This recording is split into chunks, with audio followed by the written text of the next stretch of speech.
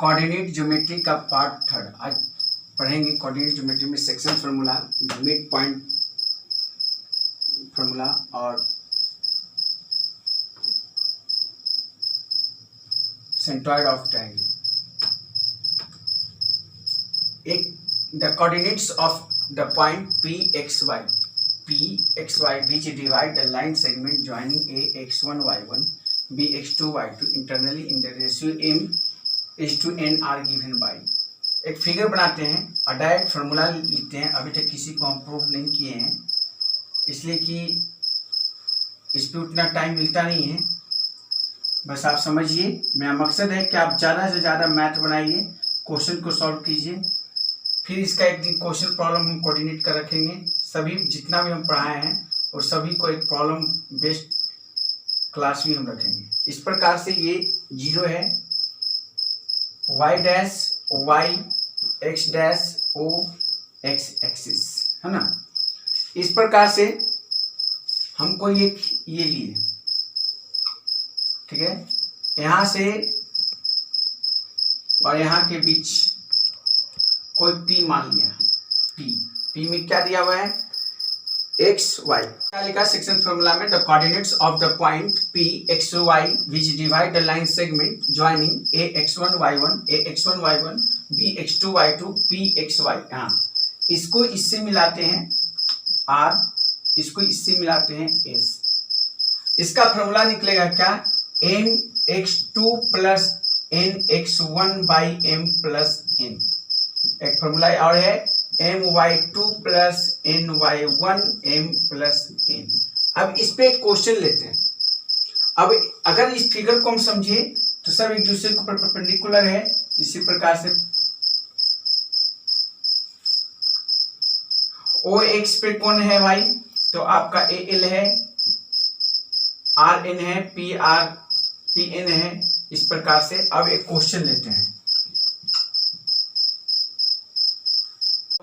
mx2 plus nx1 by m plus n। इसी प्रकार से y इक्वल टू क्या हुआ, my2 plus ny1 by m plus n। एक क्वेश्चन लिखे हैं, find the coordinates of the point which divide line segment joining 4:3 and 7 in the ratio 3:2। अब इसमें क्या है कि लेट द गिवन पॉइंट्स क्या है, गिवन पॉइंट्स है आपका a इक्वल टू 4-3 और b इक्वल टू क्या है 9-7। अब यहाँ पे x1 क्या है, x1 यहाँ पे हो गया 4, y1 हो गया -3, x2 क्या हो गया यहाँ पे 9 और y2 क्या हो गया 7। और also m इक्वल टू हो गया 3 और n इक्वल टू हो गया 2। अब यहाँ पे फॉर्मूला क्या है, section formula mx2 plus nx1 m plus n y m y2 plus n y1। Let the required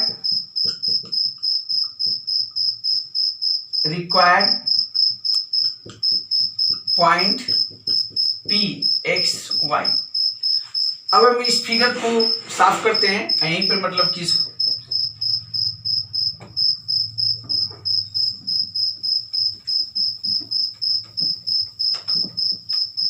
अब x इक्वल टू क्या है फिगर के अनुसार था। अब हम फॉर्मूला लिखते हैं, सेक्शन फॉर्मूला। क्या लिखते हैं, सेक्शन फॉर्मूला। लिख भी सकते हैं इस प्रकार से, हम समझाने के व्यू से। क्या है, x equal to mx2 plus nx1 by m plus n equal to y equal to my2 plus ny1 m plus n।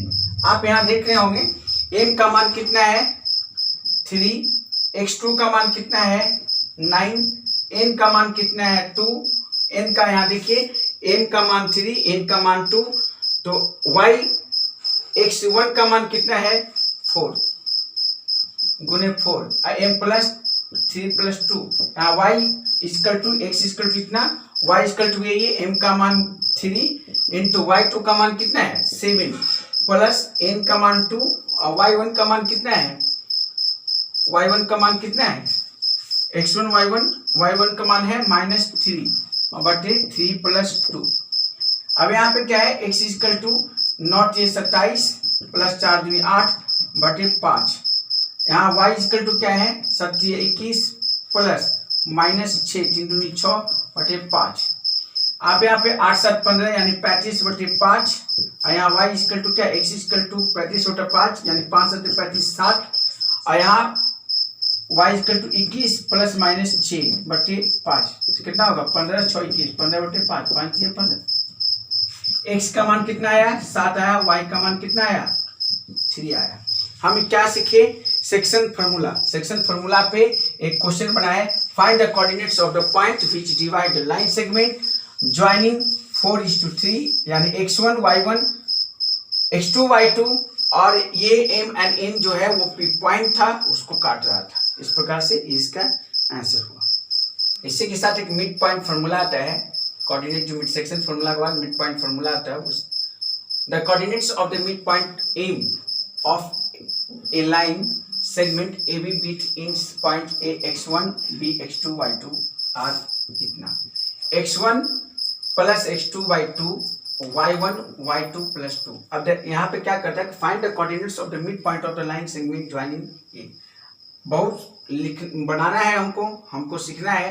क्या करेंगे, लेट a -5 4 एंड b 7 -8। यहाँ पे क्या होगा, x1 equal to -5 x2 equal to 4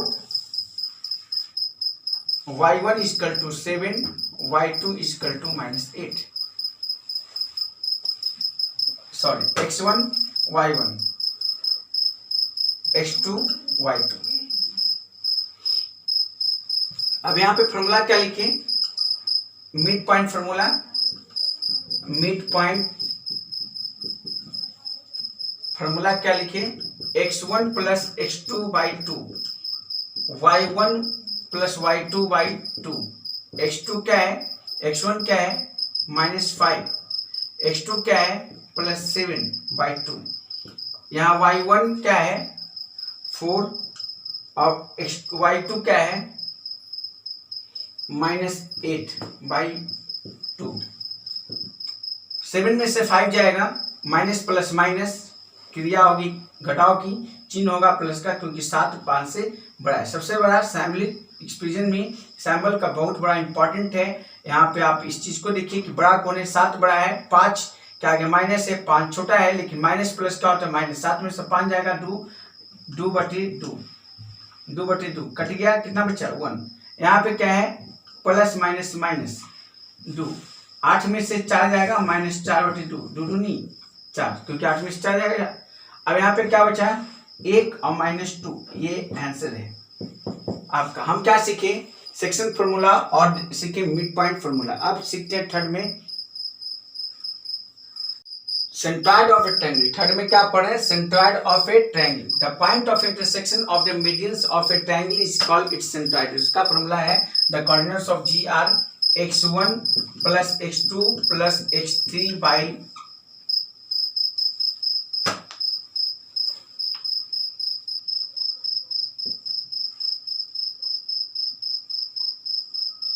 हमने formula क्या लिखा है, x1 plus x2 plus x3 by 3, y1 plus y2 plus y3 by 3।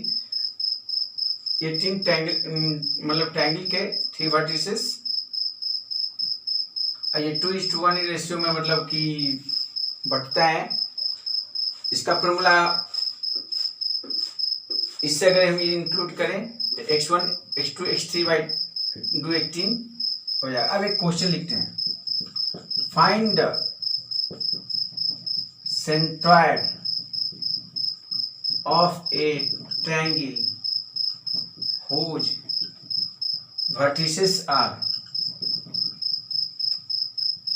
vertices are a is equal to -3 b is equal to 5 -2 and c is equal to 8 5। x1 -3 y1 equal to 0, x2 equal to 5, y2 equal to -2, x3 equal to -8 और y3 equal to 5। Let g to xy be the centroid of the triangle, be the centroid of the triangle। या 2:1 ratio में। अब direct क्या formula क्या है, the coordinates of the geometry, the coordinates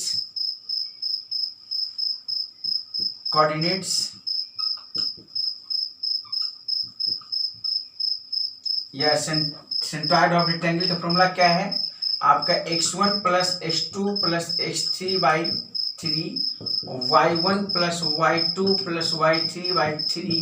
बहुत easy है, simple है। अब x1 में क्या है, अगर हम इस फिगर को साफ करके यहाँ पे हम बताएं,